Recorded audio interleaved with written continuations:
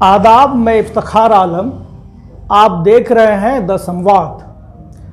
गुफ्तगू के आज के एपिसोड में हमारे साथ हैं मासूम राही।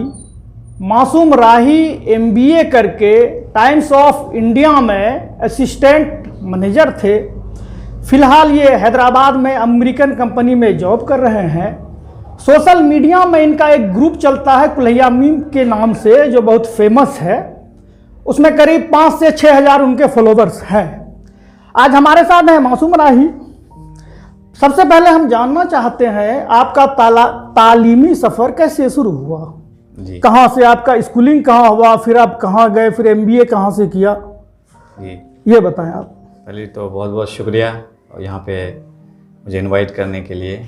और मैं द संवाद टीम को देख रहा हूँ, बहुत दिनों से सुन रहा हूँ और मैं उन लोगों को कॉन्ग्रेचुलेट करना चाहता हूँ जो इतना अच्छा प्लेटफॉर्म दिया है अररिया के लोगों के लिए।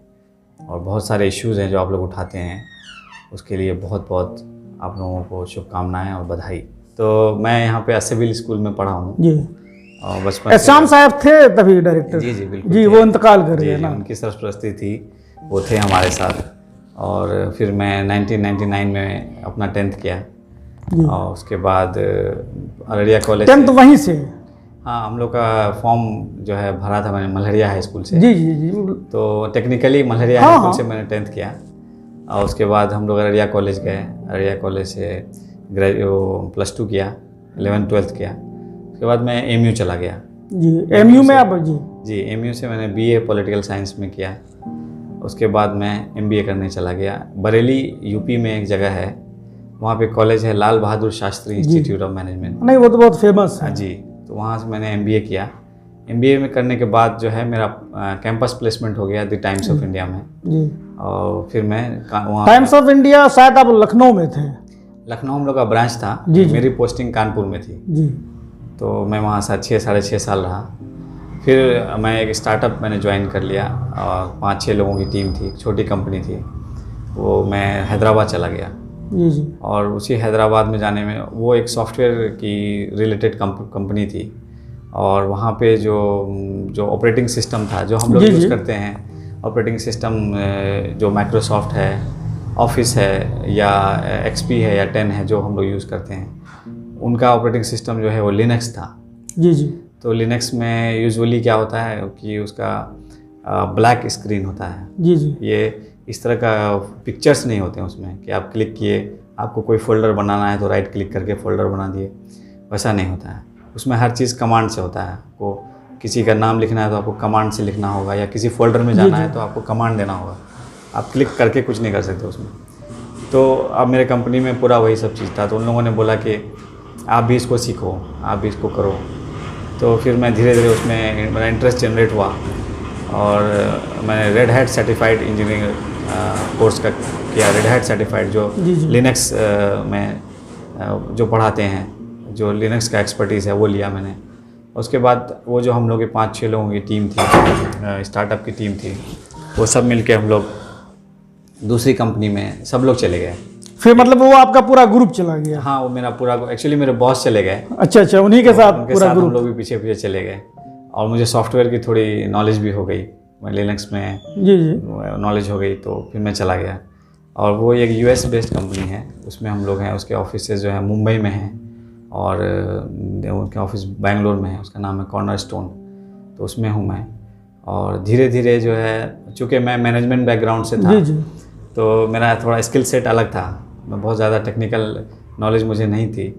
और जो टेक्निकल लोग होते हैं, जो बिल्कुल सॉफ्टवेयर इंजीनियर्स होते हैं, वो लोग बहुत अलग तरह के होते हैं। उनका जो टाइम होता है, उनका जो शेड्यूल होता है, या उनका जो काम करने का स्टाइल होता है, वो बहुत अलग होता है।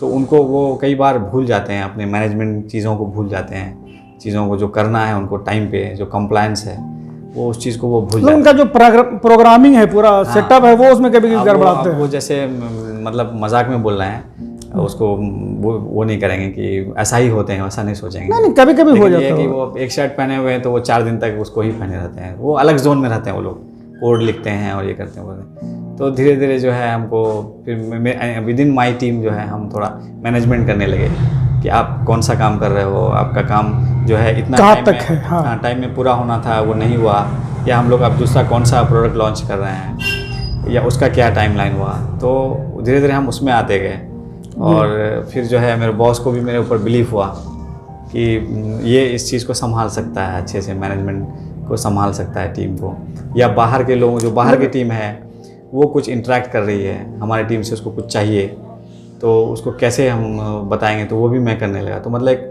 सिंगल पॉइंट ऑफ कांटेक्ट बनता गया और धीरे धीरे मैं इस मैनेजमेंट में, प्रोजेक्ट मैनेजमेंट में आ गया। तो अभी मैं जो है 5 साल से उस कंपनी में हूँ और बहुत अच्छा चल रहा है और सब चीज़। और अच्छा, लॉकडाउन में तो ऑफिस नहीं जाना पड़ा होगा क्या? हाँ, लॉकडाउन कैसा रहा? बहुत एक्चुअली मेरे टीम में क्या है कि नहीं, जानना चाह रहे हैं कि लॉकडाउन कैसा रहा, मतलब कैसे वर्क हुआ? जी जी, इनफैक्ट अगर उसको समराइज़ करें एक सेंटेंस में, तो लॉकडाउन में बहुत काम किया हम लोगों ने। तो क्या हुआ था कि हमारे ऑफिस में 3 दिन के लिए ड्राई रन हुआ था कि 3 दिन ऑफिस बंद करके देखते हैं। और चूँकि कुछ टीम्स, हमारी टीम है वो वर्क फ्रॉम होम कर सकती है, ऑनलाइन कहीं भी आप कर सकते हैं, वर्क आप मतलब घर पर से ही कर सकते हैं। लेकिन कुछ टीम्स ऐसे होते हैं जो जिसको सिस्टम चाहिए वहाँ पे, उसका पूरा सेटअप ऑफिस में ही होता है, वो बाहर नहीं कर सकते हैं। तो उस टीम के लिए हमारे जो आईटी टीम थी, जो उन लोगों ने स्पेशल उन लोगों ने सेटअप किया था, उनको लैपटॉप दिया था या किसी को डेस्कटॉप दिया था, घर पे जाके काम करिए, 3 दिन तक हम देखेंगे आप कैसा काम करते हैं। तो उसी 3 दिन में जो है ये लॉकडाउन शुरू हो गया, तो फिर सब लोग परमानेंटली घर में ही रह गए। तो बहुत अलग डिफरेंट जोन था वो। हम लोग सब लोग डरे हुए थे, हम लोग एक दूसरे से पूछते थे कि किसी को फैमिली में किसी को प्रॉब्लम तो नहीं हो गई, किसी को कोरोना तो नहीं हो गया, सब लोग अपना ख्याल रखिए। और तरह तरह से हम लोग अपने आप को एंटरटेन करने की कोशिश करते थे, जैसे कि वीडियो कॉल्स करते थे, या हम लोग आपस में मतलब कि क्या चल रहा है आपका, कहीं कोई बीमार तो नहीं हो गए, कोरोना तो नहीं हो गया, वर्क कैसा चल रहा है, कहीं दिक्कत तो नहीं हो रही है, आपने वेट गेन तो नहीं कर लिया, या कुछ भी ऐसा हंसी मजाक एक रहता था कि आप दुनिया से कट ऑफ तो नहीं हो गए। और एक दूसरे को जो है हम लोग वर्चुअल लंच करते थे, जैसे सब लोग अपना कैमरा ऑन कर लिया, आज तुम क्या खा रहे हो, फ्राइडे को स्पेशली हम लोग करते थे। तो इसी तरह चला। और काम के सिलसिले में ये कि काम हम लोगों ने बहुत ज़्यादा किया और इस तरह से हम लोगों का लॉकडाउन गुजरा। जी। अच्छा, जो स्टूडेंट हैं एमबीए करना चाहते हैं, जी जी जी, तो एमबीए में सबसे अच्छा इंस्टीट्यूट कौन सा है, जैसे आईआईएम के अलावा भी, या फिर एमबीए करने के बाद जॉब के कौन से सेटअप हो सकते हैं, यानी कि जी जॉब्स के मतलब कौन कौन तरीके हो सकते हैं, कहाँ कहाँ वो जॉब्स कर सकते हैं? बिल्कुल बिल्कुल। तो एमबीए करने के लिए क्या करें? अगर कोई हम ही एमबीए करना चाहें तो उसके लिए फिर क्या वो कंपटीशन होता होगा, टेस्ट होता होगा, कौन सा अच्छा इंस्टीट्यूट है जी? एमबीए करने के बाद फिर जॉब के क्या क्या स्कोप्स हो सकते हैं, उस पर आप कुछ बोलिए। जी जी, बिल्कुल बिल्कुल। एमबीए में आप ग्रेजुएशन करने के बाद एमबीए कर सकते हैं, मास्टर ऑफ बिजनेस एडमिनिस्ट्रेशन कर सकते हैं। कैट का एग्ज़ाम होता है, कॉमन एडमिशन टेस्ट बोलते हैं कैट। और कैट करने के बाद अगर उसमें बहुत हाई परसेंटाइल आता है, मतलब क्लोज टू 100 परसेंटाइल आता है, तो आपको आईएम से कॉल आता है, इंडियन इंस्टीट्यूट ऑफ मैनेजमेंट जो है अहमदाबाद, बेंगलोर जो है, कई हैं, कोलकाता है जी।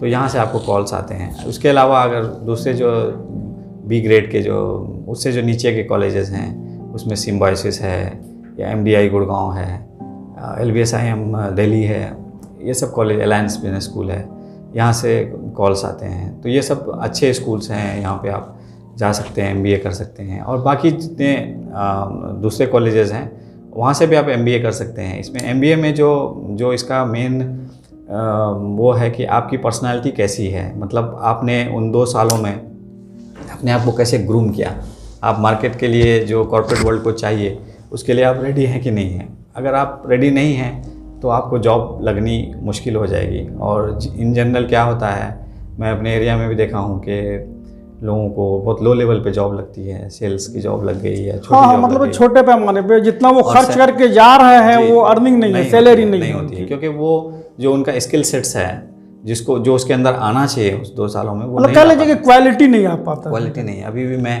कुछ मेरे कॉलेजेस हैं जिसमें मैं क्लास लेता हूँ, कभी कभी कोई सेशन होता है तो उसमें मैं जाता हूँ, तो मैं देखता हूँ कि बच्चों का जो होना चाहिए, जो क्वांटिटी, जो उन लोगों के पास क्वालिटी होनी चाहिए वो नहीं है। तो ऐसा नहीं है कि वो नहीं है तो वो गलत है, क्योंकि हम लोग भी उसी बैकग्राउंड से आते हैं, हम लोग भी हिंदी मीडियम से पढ़ के गए, और जो अररिया में जो हम लोग एक्सपोजर मिलना चाहिए वो नहीं मिलता है, ये फैक्ट है। तो लेकिन फिर आप उसको धीरे धीरे अपने आप को आपको ग्रूम करना होगा, अपने आप को मेहनत करनी पड़ेगी। मेहनत करनी पड़ेगी। तो उसमें जब आप उस मेहनत करके आप उस लेवल पे पहुंचेंगे तो आप सस्टेन कर पाएंगे या आप आगे बढ़ पाएंगे। अगर नहीं बढ़ पाएंगे तो आप नहीं, उस चीज़ में उतना ज़्यादा सैलरी आपकी नहीं हो सकती है या उतना एक्सपोजर आपको नहीं मिल सकता है। फिर आप घर लौट के आना पड़ेगा या कोई दूसरा काम शुरू करना पड़ेगा।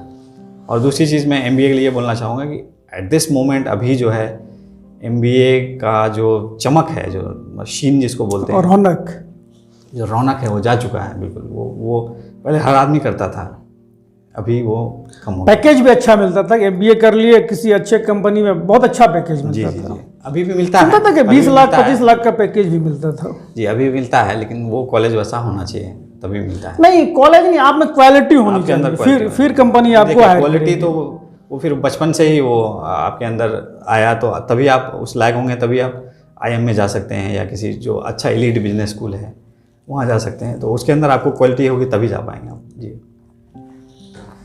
अच्छा, अभी सोशल मीडिया का ज़माना है। जी। Facebook, WhatsApp, Instagram, YouTube, Twitter.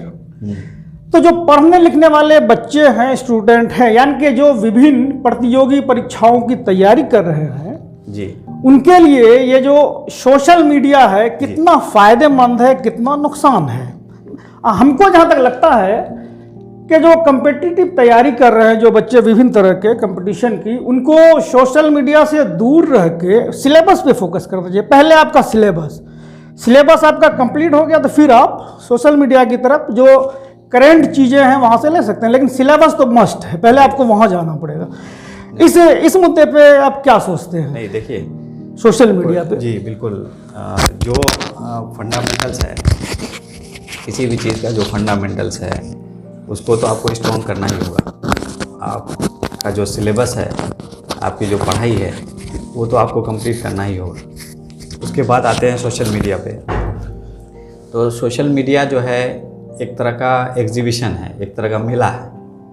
उस मेला में आपको हर चीज़ है, उसमें झूला भी है, उसमें सर्कस भी है। अब करना क्या चाह रहे हैं उस मेले में? आप क्या चाह रहे हैं? अब जैसे मेरा पर्सनल जो मेरी इंटरेस्ट की चीज़ें हैं, जैसे फ़र्ज़ कीजिए मैं इंस्टाग्राम पे हूँ जी, तो इंस्टाग्राम पे जो मेरी पसंद की चीज़, जैसे मैं फिटनेस में हूँ, मैं जिम जाता हूँ। हाँ, आपका कई वीडियो भी आप शेयर करते रहते हैं अपने फेसबुक पे। जी, तो जो जिम से रिलेटेड जो नॉलेज है, जो उसके एक्सपर्ट हैं, जो उस लेवल पे पहुँचे हैं, उसको मैं फॉलो करता हूँ, ताकि जब मैं फीड में जाऊँ तो वो देखूँ कि वो क्या कर रहे हैं, पहली चीज़। दूसरा चीज़, मुझे करंट अफेयर से या वर्ल्ड न्यूज़ से इंटरेस्ट है, तो उस ऐसे लोगों को मैंने फॉलो कर रखा है। मुझे जो है स्टॉक मार्केट में इंटरेस्ट है, तो मैं स्टॉक मार्केट के लोगों को लगा करके रखा हूँ। तो आप मतलब फॉलो किए हुए हैं, फिर देखते हैं उनकी गतिविधियां। सिर्फ उन्हीं को देखता हूँ मैं जी। अब कुछ बच्चे हैं जिनको फैशन का शौक़ है, तो फैशन की चीज़ें देखते हैं। कुछ लोगों को फूड का शौक़ है, तो वो खाने की चीज़ें देखते हैं। कुछ लोगों को ज्वेलरी का शौक़ है, तो वो ज्वेलरी देखते हैं। तो आपको ये समझना होगा कि आपको किस चीज़ का शौक़ है। वहाँ पे सारी चीज़ें हैं, वो भरा हुआ है, वो पूरा एक बड़ा संसार है। नहीं, तो वो स्टूडेंट जो है, जो जा रहा है वहाँ पे, तो उसको समझना होगा, ठीक है चलो मुझे थोड़ा टाइम स्पेंड करना है सोशल मीडिया पे, लेकिन मुझे किस इंटरेस्ट एरिया मेरा क्या है, मेरा गोल क्या है, उसी हिसाब से उसको फॉलो करना होगा, या उसी लोगों को फ्रेंड बनाना होगा, या उसी इंटरेस्ट ग्रुप में जाना होगा। नहीं, मेरा अपना मानना है कि पहले आप सिलेबस कवर कर लीजिए, फिर आपके पास हाँ फिर 1 घंटा आधा घंटा जी, ये जो मैं बोल रहा हूँ, ये नहीं कि आप दिन भर मतलब कि अपने 24 घंटे में 10 घंटा आप सोशल मीडिया पे ही हैं, ये नहीं होना चाहिए। मेरा अपना जो नजरिया है, देखिए हमको लगता है कि सेटल आदमी के लिए, यानी जो जॉब कर चुके हैं, अब उनको कोई कंपटीशन नहीं देना है, सेटल है जी, तो उनके लिए ठीक है, अपना टाइम है तो चलो यूट्यूब खोल लिए या विभिन्न तरह के न्यूज खोल लिए, कपिल शर्मा शो खोलिए। लेकिन जो बच्चा जिनको अभी तो जॉब करना है या तो टारगेट पे है, उनको कम टाइम देना चाहिए मेरे हिसाब से। नहीं, देखिए अब चीज़ें होती हैं, जो आपका जनरेशन है, जो मेरा जनरेशन है, और जो नया जनरेशन है, उसमें बहुत बहुत बड़ा डिफरेंस है।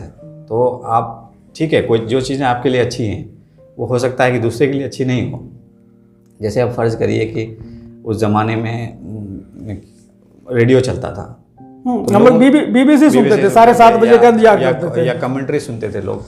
तो हर आदमी के पास होता था, कई लोगों के पास छोटा होता था, कुछ लोगों के पास वो वायरलेस होता था और मतलब अपना शौक होता था, तो वो उसमें बिजी होते थे। फिर न्यूज़पेपर का ज़माना आया, जो अभी भी है, लोग न्यूज़पेपर में बिजी होते थे। तो उसी तरह से आपको ये फेसबुक या सोशल मीडिया को लेना होगा, मेरा ये मानना है। ठीक है, आज के बच्चे जो हैं, जिसको अब मिलेनियल्स हैं, जो 80s के 90s के बाद पैदा हुए हैं, उसको मिलेनियल्स बोलते हैं, 80s के बाद। और उसके बाद अभी जनरेशन वाई भी आ गया है, हम लोग उसी में 80 के बाद में से। हाँ, तो हम लोग जो है मिलेनियल्स हैं। तो मिलेनियल्स क्या है, अभी आप बहुत सारे बुक्स पढ़ेंगे उनके स्टडी के बारे में, तो वो नहीं है, वो स्कूल ऑफ थॉट उनका नहीं है जो पुराने लोगों का था। अब आप उनको जो कंट्रोल करना है ऑफिस में भी या घर में भी, या उनका जो अप्रोच है किसी चीज़ को देखने का या समझने का, वो बिल्कुल बदल चुका है। वो ऐसा नहीं है जो हम लोग के ज़माने, पुराने ज़माने में होता था, वो ऐसा बिल्कुल भी नहीं है। आप देख लीजिए, एक लैपटॉप में एक एम्प्लॉय जो कि यंग है, फ्रेश ग्रेजुएट है, उसकी जॉब लगी है, उसके लैपटॉप में फेसबुक भी खुला हुआ होगा, इंस्टाग्राम भी खुला हुआ होगा। वो जो कंपनी, अगर उसकी कंपनी अलाउ करती है तब, अगर नहीं करती है तो खैर किसी कंपनी में है कि आप बाहर की चीज़ें नहीं खोल सकते हैं, जो वो देंगे वही आप ओपन कर सकते हैं। तो उसके खुला हुआ होगा और वो अपना काम भी कर रहा होगा। वो ऐसा नहीं है कि वो अपने बॉस को रिस्पॉन्ड नहीं करेगा, वो बॉस को रिस्पॉन्ड भी करेगा, वो मेल भी करेगा, एट द सेम टाइम वो फेसबुक में भी रहेगा। तो आपको इस पर्सपेक्टिव से सोचना है। आप अपने बच्चे को, अब कोई छोटा बच्चा है वो मोबाइल देखता है, आप उसको नहीं मना कर सकते हैं, उसको ये नहीं बोल सकते तुम वो मोबाइल छीन के फेंक देंगे या मोबाइल की दुनिया से तुम को कट ऑफ कर देंगे या तुम रह ही नहीं सकते हो, वो इम्पॉसिबल है। आपको ये करना है कि उसमें जो अच्छी चीज़ें हैं उसको कैसे क्यूरेट करके आप उसको देंगे, ये माहौल आपको बनाना है। उसके जो फ़ायदे हैं या नुकसानात हैं वो बताना है। अब जैसे स्क्रीन टाइम है, बहुत देर मोबाइल नहीं देखना है, आँखों को प्रॉब्लम होगी, तो इस हिसाब से समझाना। अगर आप किसी बच्चे को कोच करेंगे या उसको फोर्स करेंगे कि नहीं आप फेसबुक बेकार चीज़ है या इंस्टाग्राम बेकार चीज़ है, सोशल मीडिया से दूर चले जाओ, तो वो मेरे ख्याल से सही नहीं है। नहीं, तो टाइम मैनेजमेंट होना चाहिए। नहीं, बिल्कुल आप सोशल मीडिया में घुस ही नहीं जाइए। नहीं, देखिए, कोई भी चीज़ का आपको एडिक्शन हो गया, चाहे वो सोशल मीडिया हो, चाहे कुछ लोग बुक वार्म होते हैं, हाँ, किताब में ही लगे हुए हैं, तो वो भी गलत है। खाने का भी होश नहीं है, चलो नाश्ता करके, हाँ, तो एक्सेस कोई चीज़ करिएगा आप, वो गलत है। तो अगर आप टाइम से, जैसे हम पर्सनली, हमारे लिए लोग मुझे कैसे जानते हैं, मुझे लगता है थ्रू सोशल मीडिया जानते हैं। हाँ, बहुत लोग मिले, बहुत सारे नहीं, हम भी सोशल मीडिया के ही थ्रू मिले। बचपन में हम लोग मिले थे, फिर बाद में सोशल मीडिया के थ्रू ही मिले। बहुत लगता है 20-25 साल के गैप के बाद फिर हम लोग मिले, सोशल मीडिया के ही प्लेटफॉर्म पे मिले। जी। क्या है, देखिए, अपने एरिया में पॉवर्टी तो है, गरीबी है, और लोगों को एक प्रेशर है कि उसको कुछ ना कुछ सिक्योर करना है अपने फ्यूचर को। गार्जियन भी चाहता है कि मेरा बच्चा सिक्योर हो जाए, प्लस जो मीन्स हैं, जो पैसा होना चाहिए, जो सेटअप होना चाहिए, उसको आगे बढ़ाने के लिए उसकी कमी है। या तो गार्जियन अपने बच्चों को जैसे दिल्ली पटना नहीं भेज पा रहे हैं पढ़ाने के लिए, या तो बहुत नहीं लोग भेजते हैं, जैसे बहुत अच्छा नहीं लोग भेज पाते हैं, लेकिन हाँ, बहुत लोगों के पास कमियां हैं। तो उसमें क्या है कि अब अगर इसकी वैकेंसी आई ये या कोई ऐसा इजी रूट आया जिसके थ्रू आप एक सिक्योर जॉब आपको मिल जाएगी, तो ऑब्वियसली सब करना चाहेगा।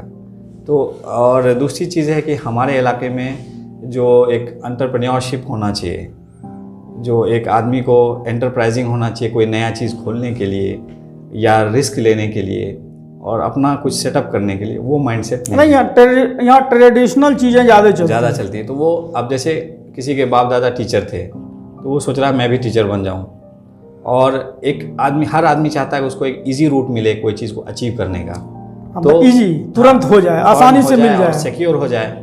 और गवर्नमेंट जॉब का चार्म है जो अभी भी है, तो उसके लिए लोगों का झुकाव बहुत ज़्यादा होता है कि हम टीचर बन जाएंगे, ये सब जो आपने बोला CTET और हाँ वो सब कर लेंगे, CTET, हाँ, ये सब करके D.Ed कर लेंगे, B.Ed कर लेंगे और हम टीचर बन जाएंगे। तो है, तो इसमें यह है कि आप कोई भी स्टूडेंट हो, उसको पहले बात तो कि उसको एम करना चाहिए बिग, मतलब बड़ा उसको करना चाहिए कि हम इसमें ही नहीं रुकेंगे, हम बहुत आगे जाएंगे। और एम बड़ा होगा तो छोटे पे भी अटक सकता है, अगर छोटा ही एम है तो फिर बड़ा कुछ। सबसे बड़ी बात है कि किसी चीज़ के लिए रश नहीं करना चाहिए। ये नहीं कि एक सर्टेन एज हो गया, आप 22 साल के हो गए, 25 साल के हो गए, तभी आपको नौकरी लग गई तो तभी आप सक्सेसफुल माने जाएंगे, ऐसा नहीं है। आप मेहनत करते रहिए, आप सच्चे लगन से उसमें लगे रहिए। आपके पास अगर उसका पैशन जनरेट हो गया तो आप, हो सकता है कि थोड़ा टाइम लगे, लेकिन आप सक्सेसफुल ज़रूर होंगे। हाँ ठीक है, किसी चीज़ का एक कट ऑफ होता है, एक एज होता है, उसको रखते हुए अगर आप चाहते हैं कि किसी चीज़ में आपको एक्सेल करना है, चाहे वो बिजनेस ही क्यों ना हो, अगर आप उसमें टाइम दिया आपने उसमें सही से और मेहनत से, तो आप उसमें सक्सेसफुल होंगे। अच्छा, अभी आप कुल्हिया मीम्स पे लाए थे, वो CISF के कमांडेंट थे। जी जी जी। हाँ, उनका कहना था जी, कि हम अभी बोर्ड में भी हैं। क्या नाम था उनका? उनका नाम था इश्तियाक आलम। इश्तियाक आलम, यहाँ के जी, काशीबारी के। काशीबारी के। तो उनका कहना था कि देखिए, आर्म फोर्स में, अर्धसैनिक बल में या आर्मी में हमारे एरिया के बच्चे नहीं के बराबर हैं। 600 का बैच है, इवन मुस्लिम लोग नहीं है, 5-6 आते हैं, वो भी पूरा प्रिपरेशन नहीं करते हैं। आप अररिया जैसे जगह में देखिएगा, 200 अगर पुलिसकर्मी है, सिपाही है, तो उसमें मैक्सिमम लोग देखिएगा आपको आरा, सीवान, छपरा, गोपालगंज, बक्सर का, अररिया का नहीं। अब किसी जिले में चले जाइए, पूछिए कि अररिया का कितने लोग हैं जो सिपाही हैं जी, नहीं मिलेगा। कई जिला तो आपको नहीं मिलेगा, कहीं इक्का दुक्का मिलेगा। तो हमारे यहाँ के बच्चों का रुझान आर्म फोर्स की तरफ नहीं है, पुलिस में नहीं है, जबकि वो इजी है। इन कंपटीशनों के मुकाबले में ये थोड़ा इजी है। सिर्फ आपको फिजिक, हाँ, उसके अलावा किस तरह से ये तो एक हो गया कि गवर्नमेंट जॉब। फिर हम वहीं पे चले जा रहे हैं कि हम अपने बच्चों को या बच्चा खुद अपने आप को हमने ऐसा माहौल बना दिया जिसमें वो सिक्योरिटी चाह रहा है, जॉब सिक्योरिटी। उसमें जो रिस्क टेकिंग एबिलिटी है जो इंसान के अंदर होना चाहिए कि आप कैलकुलेटेड रिस्क कैसे लेते हैं, चाहे अपने करियर के साथ आगे बढ़ने का हो या किसी चीज़ का लाइफ में कोई डिसीजन हो, उसको आप कर्व कर देते हैं यही बोल के कि तुमको एक गवर्नमेंट जॉब लेना है, तुम सिक्योर हो जाओगे, तुम सेफ हो जाओगे। कुछ बच्चे ऐसे हैं जो they could have done wonders, कुछ भी कर सकते थे वो, लेकिन वो एक छोटे जॉब में आके लिमिट में वहीं हो गए हैं। वो 10 to 5 जॉब कर रहे हैं और वहीं हो गए हैं। तो आपको एक टाइम पे आके अपने टैलेंट को पहचानना होगा, आप क्या कर सकते हैं। सक्सेस में आ जाने का कोई मतलब ये नहीं हुआ कि आप 20 साल में 25 साल में सक्सेस हो गए, वही सक्सेसफुल नहीं। हमारे कई सीनियर्स थे पटना में जी, तो BPSC का सेशन थोड़ा लेट चलता है। हाँ, तो 40 साल में DSP हुए हैं, बिहार प्रशासनिक सेवा में गए हैं 40 साल में, अभी किशनगंज में है। नहीं देखिए, आप कोई DSP हुआ है या कोई भी किसी जॉब में गया होगा, इट मीन्स के उनका उसमें बहुत ज़्यादा डेडिकेशन और पैशन होगा, उसकी सच्ची लगन होगी, उसमें मेहनत किया हुआ उन्होंने, अल्टीमेटली वो वहाँ पहुँचे होंगे। तो हम अपने जितने भी हमारे जूनियर्स हैं या जो भी बच्चे हमसे पूछते हैं या जो भी आगे जाना चाहते हैं, अगर कोई भी हमसे पूछता है, हम ये बोलते हैं कि आपको समझना पड़ेगा आपका पैशन क्या है या आप क्या कर सकते हैं। आप क्या कर सकते हैं, वो जितनी जल्दी आप उसको आइडेंटिफाई कर लेंगे उतना ज़्यादा सक्सेसफुल होंगे आप। फिर आपको बोलते हैं ना, sky is not the limit, वो हो जाएगा आपके लिए। आपको समझना होगा आपको क्या करने में अच्छा लगता है, आप क्या कर सकते हैं। ठीक है, कुछ जो आपका जो बिल्डिंग ब्लॉक्स है, जो बेसिक चीज़ें हैं, जो फंडामेंटल्स है, वो आपको करना ही होगा, उसके बगैर आप नहीं आगे बढ़ सकते। ये नहीं कि आप किसी को बोलेगा नहीं मुझे पॉलिटिक्स में जाना है, वो 5 क्लास से ही चला गया, वो गलत है, वो गलत है। या मुझे हीरो बनना है तो वो चला गया, भाग गया मुंबई बचपन में ही, मतलब कि वो 7th क्लास में था, भाग गया, मैट्रिक करके भाग गया। अच्छा लगता है, बट ये है कि जो बेसिक चीज़ें हैं वो आप कर लीजिए, उसके बाद आप समझिए आपको क्या। बहुत लोग ऐसे होते हैं जो बिजनेस में बहुत एक्सेल करते हैं, बहुत अच्छा नेटवर्किंग होता है उनका और बहुत अच्छा स्किल्स होते हैं उनको, तो उनको समझना चाहिए कि हमको बिजनेस में ही जाना चाहिए। और हम गार्जियंस को भी उनको प्रमोट करना चाहिए कि ये बच्चा का बिजनेस माइंडसेट है तो इसको बिजनेस में ही जाना चाहिए। ये नहीं कि आप उसको थोप रहे हैं कि नहीं भाई तुमको यही करना है, तुमको गवर्नमेंट जॉब ही करना है।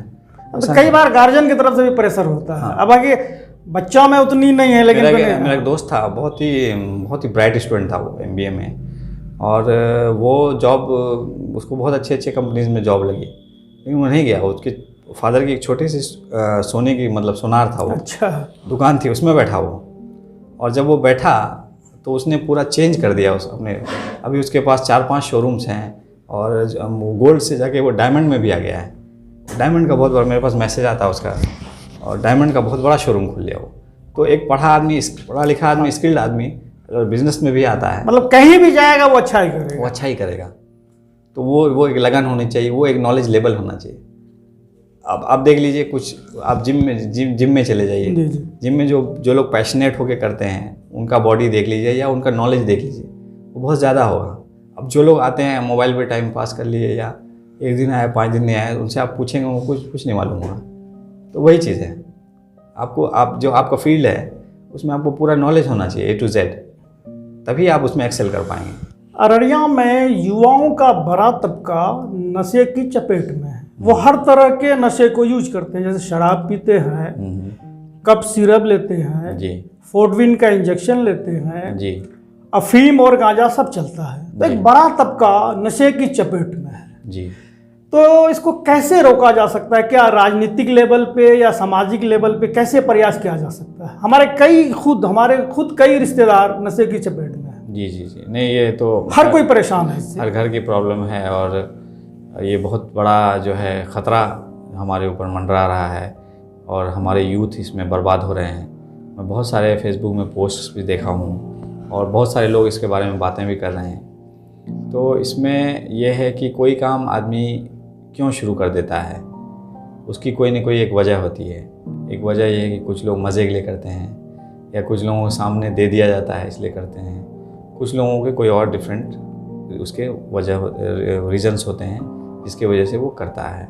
हम अपने बच्चे को, हम अपने यूथ को या हमारे घर में जो लोग ये काम कर रहे हैं या पॉसिबल है कि वो करेगा, उस पर हमारी क्या रोक टोक है, हम उसको कैसे रोक सकते हैं या हम उस पर कितनी निगरानी बनाए हुए हैं, इस पर डिपेंड करता है।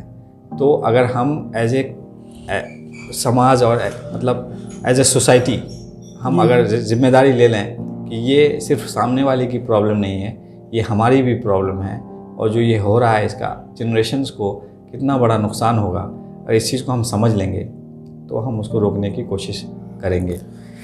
नहीं, आप फेसबुक पे मासूम साहब, आप फेसबुक पे आपका एक ग्रुप चलता है कुल्हैया मीम्स के नाम। जी जी जी चलता है जी। उसमें करीब 5 से 6 हज़ार फॉलोवर्स हैं और हर संडे को या जब भी आपको मौका मिलता है, जो अररिया के सक्सेस लोग हैं, कोई डॉक्टर्स हैं, कोई IPS हैं, IRS है, उनको आप लाते हैं। जी जी।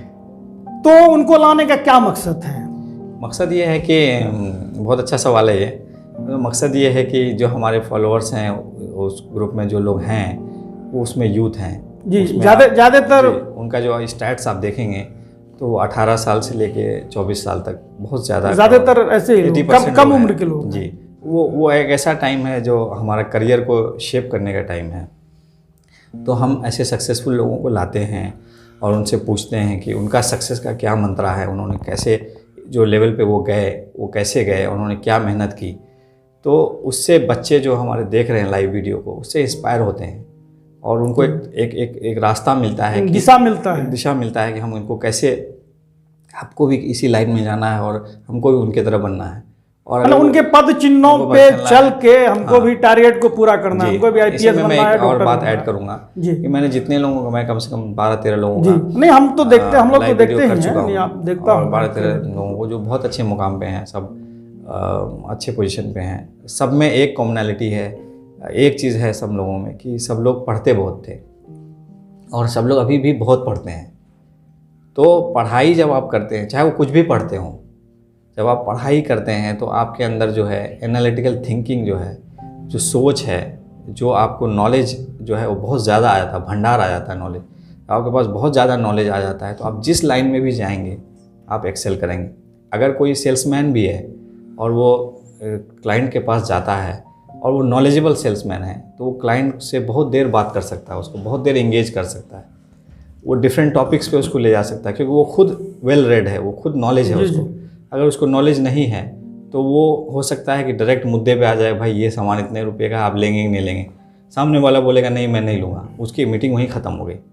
अगर वो बंदा नॉलेजेबल है और वो बचपन से पढ़ रखा है और अभी भी वो पढ़ रहा है, उसको 10 तरह की नॉलेज है, पॉलिटिक्स, क्रिकेट, न्यूज़, जो भी चीज़ें हैं, अगर उसको नॉलेज है तो वो उसको इंगेज कर सकता है। इसी तरह से जो लोग एग्ज़ाम देते हैं, UPSC के एग्ज़ाम देते हैं या जो भी बड़े बड़े एग्ज़ाम्स देते हैं, वो उनके पास इतना नॉलेज है, वो बचपन से इतना पढ़े हुए हैं कि जो क्वेश्चंस उनको आते हैं तो वो जो आंसर लिखते हैं वो पूरा उसको सोच के समझ के, उनके पास बहुत मटेरियल है, उनको लिखने का पावर आ गया है, पढ़ने या समझने का पावर आ गया है, तो वो चीज़ें फ़ायदा करती हैं। तो हमेशा ये है कि आपको ज़्यादा पढ़ना चाहिए और हमेशा पढ़ते रहना चाहिए।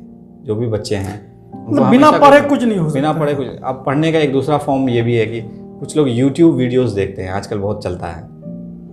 तो YouTube वीडियोस में जो इन्फॉर्मेटिव चीज़ें हैं आप उसको देखिए। अगर उसमें आपको किताबें पढ़ने में मज़ा नहीं आ रहा है, जैसे ऑफ लेट मेरे साथ भी हो गया है कि मैं बहुत ज़्यादा बुक्स अभी नहीं पढ़ रहा हूँ। बुक्स मेरे पास बहुत है, मैं बहुत पढ़ता था, लेकिन आजकल नहीं पढ़ रहा। आजकल मैं वीडियोज़ देख रहा हूँ या मैं सीरीज़ देख रहा हूँ। अब कुछ जो सीरीज़ हैं बहुत सारे सीरीज़ हैं, उसको आप देखेंगे, उसमें जो कंटेंट है, ठीक है, उसमें मसाला होगा थोड़ा बहुत, लेकिन उसमें जो कंटेंट है, उसमें जो बातें हैं वो दुनिया भर की बातें हैं। उसमें थ्योरीज़ हैं, उसमें आपको बाइबल को कोट कर रहा है, उसमें आपको हर चीज़ मिलेगा। उसमें आपको लैटिन में आपको जो एसेज हैं उसको कोट कर रहा है, उसमें शेक्सपियर को कोट कर रहा है, और जो फ़िलॉसफी है, चाइनीज़ फ़िलॉसफी है, जर्मन फ़िलॉसफी है, जापानीज़ फ़िलॉसफी है, उसको कोट कर रहा है, वहाँ के कल्चर को। तो वो भी आपके दिमाग में जो है वो चीज़ें जा रही हैं, उससे भी आपका इंटेलेक्चुअल थॉट प्रोसेस जो है आगे बढ़ता जा रहा है। तो ये नहीं कि नॉलेज आप सिर्फ बुक लेके बैठ गए वही पढ़ रहे हैं। अगर आपको बुक समझ में नहीं आ रहा है या आप नहीं पढ़ पा रहे हैं, तो आप ऐसे सोर्सेज को ढूंढिए जो आपको हैं, इंटरनेट पे अवेलेबल हैं, चाहे वो मूवीज़ के तौर पे, सीरीज़ के तौर पे हों, या आप कोई यूट्यूब जो इन्फॉर्मेटिव वीडियो है उसके तौर पे हों, वो आपको ढूंढना पड़ेगा। ढूंढते जाएंगे तभी आपको नॉलेज बढ़ेगा। आप फेसबुक में कुल्हिया मीम्स के नाम से एक ग्रुप चलाते हैं, तो कुल्हिया से ही रिलेटेड एक सवाल आ रहा है जी जी कि पहले कुल्हिया बिरादरी में, मतलब अररिया में कुल्हिया मुसलमानों की बड़ी तादाद है, सबसे बड़ी तादाद कुल्हिया मुसलमानों की है। जी जी। तो वहाँ दहेज लेना और देना दोनों गलत समझा जाता था। भाई कोई दहेज मांग लिया तो उनकी अब बिरादरी नहीं होगी। जी जी। लेकिन अब आम हो चुका है कि अब कोई जॉब में है, छोटा मोटा जॉब में भी है, तो वो डिमांड करता है भाई हमको कार चाहिए, शहर में ज़मीन चाहिए। एक नया डिमांड है कि शहर में ज़मीन चाहिए 2-4 कट्ठा। पहले कुल्हिया बरादरी में ये नहीं था। अब कई बार देखा गया है कि अगर आपको जॉब मिल गई है तो लड़की वाले खुद ऑफर कर रहे हैं, भाई आप मेरे यहाँ शादी कर लीजिए, हम आपको कार देंगे, शहर में 5 कट्ठा ज़मीन दे देंगे, 10 कट्ठा ज़मीन दे देंगे। तो पहले कुल्हिया समाज में ये चीज़ नहीं था। इसको आप किस तरह देख सकते हैं? क्या ये ठीक है या गलत हो रहा है? नहीं, जाहिर सी बात है, दहेज तो कभी ठीक नहीं हो सकता है। और इसमें सिर्फ कुल्हिया बिरादरी की बात नहीं है, इसमें ये हर जगह चलता है। नहीं, कुल्हिया बिरादरी में पहले नहीं था, डिमांड नहीं था, अब होने लगा। इसीलिए हम लोग भी, ये भी अररिया भी आप देखेंगे पिछले 10 सालों से, या पहले 10 साल पहले जो अररिया था वो अभी नहीं है, डेवलप्ड हो चुका है। तो हर चीज़ में डेवलप हो चुका है। यहाँ पे आपको जो शोरूम्स हैं, जो चीज़ें हैं जो पहले यहाँ नहीं मिलती थी वो मिल रही हैं। तो उसी तरह से आदमी जो है सीखता है दूसरी जगह से, अच्छी चीज़ों को भी सीखता है और बुरी चीज़ों को भी सीखता है। वो अडॉप्ट उसको कर रहा है, उसने कर लिया है, तो वो ऑब्वियसली गलत है। देखिए दहेज में क्या है कि होता ना कि एक मैंने कहीं पढ़ा था कि महंगी शादियाँ जो हैं वो क्या करते हैं कि महंगी शादियाँ खुदकुशी को बढ़ावा देती है, ऐसा कहीं लिखा हुआ था। अभी आयशा का एक प्रकरण भी सामने है। जी जी, अब वो है गुजरात की एक लड़की आयशा का प्रकरण में मैंने कहीं लिखा हुआ देखा था। तो अब देखिए कोई महंगी शादी होती है तो उसमें कितना ज़्यादा आपको खर्च होता है, उसमें जो बेटी के बाप हैं या जो भी हैं, जो लोग करते हैं, कितना ज़्यादा फंड उनको चाहिए होता है। तो उसको हम लोग कलेक्टिवली कम करने की कोशिश करनी चाहिए, या कम से कम नहीं किए तो आपको बात करनी चाहिए। और ये बहुत अच्छा है कि आपने ये बहुत अच्छा सवाल पूछा। और कुल्हिया में हमारे यहाँ बहुत सादगी से हमेशा से शादी होती थी और होती है। कोई डिमांड नहीं था, कोई डिमांड नहीं होता था। प्रोग्राम भी हम लोगों का बहुत ही सादा होता है और वो हम चाहते हैं कि वो रहे, उसको वो कल्चर बरकरार रहे। और देखिए एक्सेप्शंस हर जगह हैं और एबरेशंस हर जगह हैं, लेकिन उसमें यह है कि उसको नहीं हमको प्रमोट करना चाहिए, उसको हमको रोकना चाहिए। और जो आदमी देखिए एक बार दहेज मान ले लिया, कुछ डिमांड कर दिया, तो उसकी लाइफ वहीं थोड़ी ख़त्म हो जाएगी। अगर कोई कार ले लिया तो क्या ज़िंदगी भर वही कार चलाएगा? वो कार तो चलेगा नहीं, दूसरी कार वो अपग्रेड करेगा। तो हर बार उसको ससुराल वाला थोड़ी ना देगा। या उसको अगर एक पलंग ले लिया तो क्या ज़िंदगी भर उसी पलंग में सोएगा? नहीं सोएगा। तो इस चीज़ों में अब किसी को शौक है देने का, या वो चीज़ नहीं है। पहले भी कुल्हिया बरादरी में लड़की वाले अपने हैसियत से देते ही थे, आज भी देते हैं, बिना डिमांड के ही देते हैं। जी जी जी जी। लेकिन अब डिमांड होने लगा, उस पर बात हो रही है। नहीं, डिमांड नहीं, ये तो गलत चीज़ है। डिमांड गलत है और डिमांड नहीं होना चाहिए। और हम लोगों को इस पे बात करनी चाहिए जो हम लोग कर रहे हैं, और भी ज़्यादा लोग बात करेंगे तो अच्छा है। और अभी रिसेंट में ही 3-4 कुल्हिया बिरादरी में शादियाँ हुई हैं जो बहुत सादे तरीके से हुई हैं।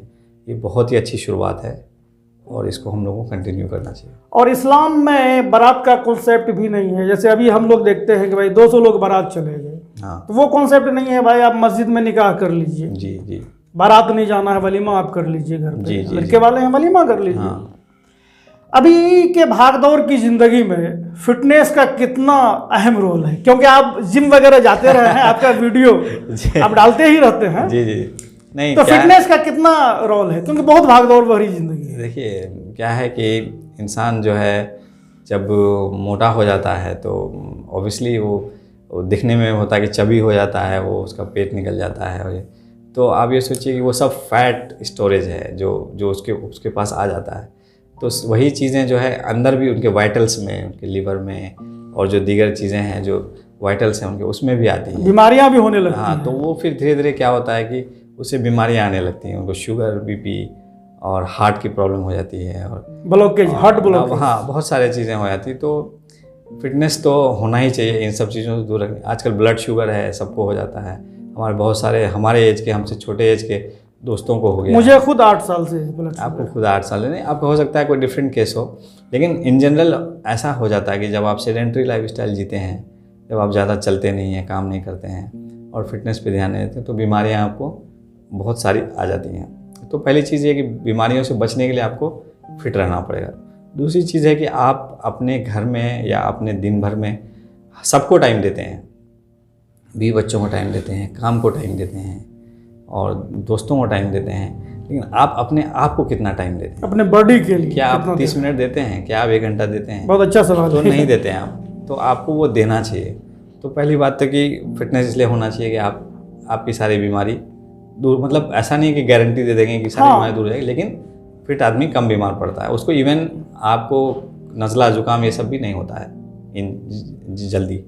दूसरी चीज़ है कि आप अपने जिस्म, आप फिट रहेंगे तो आप अच्छा दिखेंगे, आपके कपड़े आपके ऊपर अच्छा दिखेगा, ये भी फ़ायदा है। तीसरा चीज़ आपका मूड अच्छा रहेगा। चौथी चीज़ है कि आपकी एनर्जी रहेगी, आप ज़्यादा काम करेंगे। और एक स्टडी में पाया गया कि आपका ब्रेन जो है, जो थिंकिंग है, जो कॉग्निटिव पावर है, बहुत ज़्यादा शार्प हो जाएगा। तो बहुत सारे इसके जो है नहीं, फिटनेस में हम देखते हैं अनिल कपूर शायद 72 साल उम्र हो गई होगी, आप अभी देख के लगता होगा नहीं 30-32 साल का आदमी है। तो फिटनेस पे ध्यान, एक्सेप्शन है जी। कोई बहुत से लोग होते हैं जो लगते हैं बूढ़े, but at the same time हमको ये सोचना है कि हमको अपने बॉडी को टाइम देना है। कम से कम 30 मिनट ही हम अपने बॉडी के लिए दें। जी। और हम यहाँ पे देख रहे हैं कि बहुत सारे लोग अररिया में, हमारे दोस्त लोग हैं या बहुत सारे लोग हैं, वो अपने काम में इतना बिजी हो गए हैं कि वो अपने आप को टाइम नहीं दे पा रहे हैं।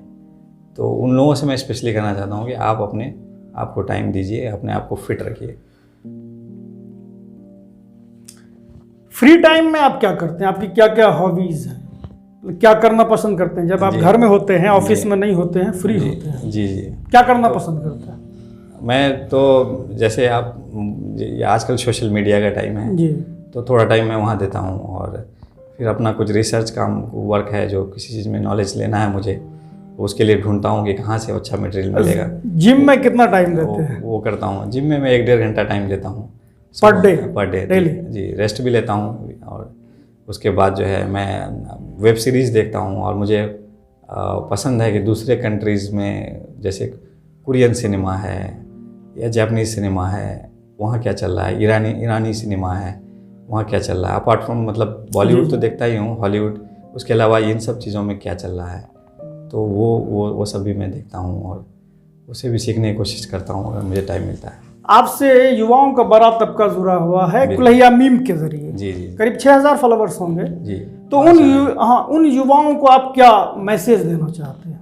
मैसेज देना चाहें कि वही चीज़ है कि आप अपने दिल की सुनिए, आप किसी के प्रेशर में नहीं आइए कि आपको यही करना है। और एक जो रोड बना हुआ है उसी में चलना है। आपको टीचर ही बनना है या आपको डॉक्टर ही बनना है, इंजीनियर ही बनना है या बीपीएससी में जाना है, ऐसा कुछ नहीं है। ये दुनिया जो है ये लामहदूद है। इसमें जो अपॉर्चुनिटीज़ हैं, बहुत सारी अपॉर्चुनिटीज़ हैं। और स्किल सेट की जो है, जो स्किल लेबर है, जो काम करने वाले लोग हैं, उसकी अभी बहुत कमी है। तो उसको फिल करने की कोशिश करिए और अपने दिल की सुनिए। आपका जो पैशन है, आपको क्या करने में अच्छा लगता है, आप वो करिए। मतलब एक होता है ना जिसको बोलते हैं, नेगेटिव वर्ड है, भेड़ चाल मत जाइए। आपका दोस्त टीचर बन गया या आपका, तो आप भी टीचर में चले गए, या आपका दोस्त कुछ पर्टिकुलर बन गया तो आप भी उधर ही चले जा रहे हैं। क्योंकि उस टाइम में हम लोगों ने एक बहुत बड़ा टैलेंट पूल को खो दिया है। लोग 10-10 साल तक मेडिकल की तैयारी किए हैं हमारे। हाँ, वो एक ज़माना था। लोग 15-15 साल आईटी की तैयारी की है या यूपीएससी की तैयारी की, उसमें फ़ायदा नहीं है। बस 1-2 साल कीजिए, अगर नहीं हो पा रहा तो फिर आप, अगर आपको लगता है कि आप उसी चीज़ के लिए बने हो आपको वही करना है, उसी वो नहीं करोगे तो और कुछ नहीं करोगे, तो आप करिए। अगर आपको लगता है कि नहीं आप सिर्फ दूसरे को देख के कर रहे हैं तो आप उसको छोड़ दीजिए। तो वो जो अच्छा लगता है आप वो करिए।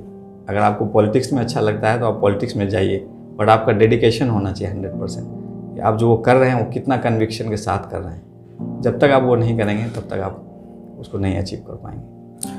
आज आप हमारे संवाद के गुफ्तगू एपिसोड में आए, इसके लिए बहुत बहुत धन्यवाद। थैंक यू, बहुत बहुत शुक्रिया मुझे बुलाने के लिए। बहुत अच्छा लगा आप लोगों से मिल के और बात करके।